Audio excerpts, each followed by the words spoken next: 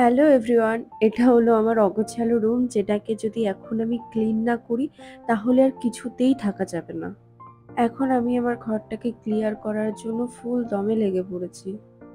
যখন পড়াশোনার জন্য নিজের ঘর ছেড়ে অন্য কোথাও এসে থাকতে হয়, তখন মনে হয় যে নিজের ঘরটাই যেন ভালো ছিল। অন্তত আর এই কাজগুলো করতে হতো না। দেখো, তোমাদের সাথে কথা বলতে বলতে এখন আমার কাজগুলো অনেকটা এগিয়ে গেছে। এইদিকে আমার ঘর ঝাড় দেওয়া আর ঘর মোছাও হয়ে গেছে। অলমোস্ট আমার 90% ঘর পরিষ্কার করার কাজও হয়ে গেছে। এবার আমি আমার পছন্দের গাছগুলোকে একটু জল দিয়ে নিলাম। ছুটিতে কদিন বাড়ি গেছিলাম, তাই জন্য আর গাছগুলোর যত্নও নেওয়া হয়নি। এই যে এবার আমার পুরো ঘরটা পরিষ্কার হয়ে গেছে। এবার মনে একটু শান্তি লাগছে যে না, এবার এই ঘরে আমি শান্তিতে থাকতে পারবো। আমার তো ঘর পরিষ্কার করা হয়ে গেল। তোমরা কিন্তু অবশ্যই কমেন্টে জানিও কেমন লাগছে আমার ঘরটাকে দেখতে এবার। বাই।